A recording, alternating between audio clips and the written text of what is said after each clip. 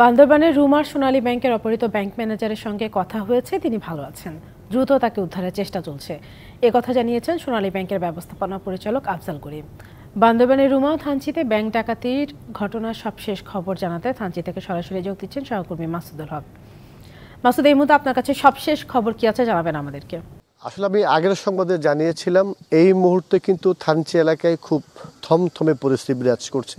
আমি এখন যে এলাকাটি রয়েছি এটি একটি পাহাড়ের উপরে, থানচি থানা। আমি একটু দেখাতে চাই, আমার ঠিক নিচে হচ্ছে দুটি ব্যাংক, একটা হচ্ছে সোনালী ব্যাংক, একটা হচ্ছে কৃষি ব্যাংক।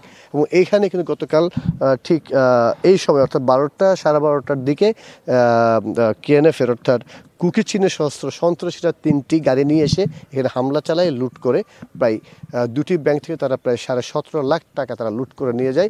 একই সাথে তার আগের দিন রুমাতে একটি ব্যাংক অর্থাৎ সোনালী ব্যাংক থেকে তারা প্রায় 14টি অস্ত্র তারা লুট করে নিয়ে যায় এবং সেখানকার ব্যাংকের যিনি ম্যানেজার তাকে অপহরণ করা হয়, যদিও এখনও তার কোনো হদিশ পাওয়া যায়নি।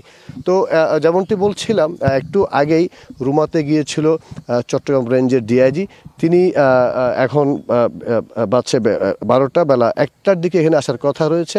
এবং মূলত এখানকার যারা পুলিশ সদস্য তারাও একটু আসলে আতঙ্কের মধ্যে রয়েছেন।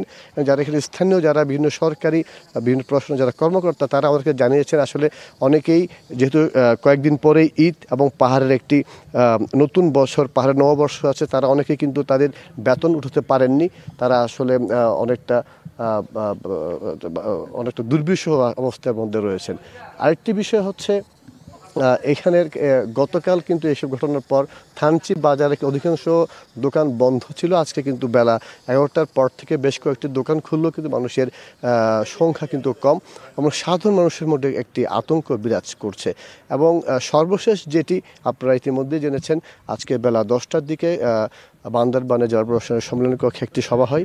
সেখানে কুকি চীনের সাথে যে একটি সভা হওয়ার কথা ছিল আগামী 21 বা 22 তারিখে, সেটি তারা স্থগিত করেছেন। এবং আরেকটি বিষয় হচ্ছে এখানকার যারা সাধারণ মানুষ তারা কিন্তু অনেকটা আতঙ্কিত। অন্যান্য সময় আমরা এখানে সকাল থেকে এসে আমরা যেটা জানতে পেরেছি, অন্যান্য সময় এখানে কিন্তু বাজারে আশপাশে অনেক লোক থাকে, কিন্তু আজকে তেমন কোনো লোকজন নেই, মানুষের মধ্যে আতঙ্ক বিরাজ করছে। তো এই ছিল আমার কাছে বান্দরবানের থানচি থেকে সর্বশেষ খবরাখবর। ধন্যবাদ মাসুদুল হক।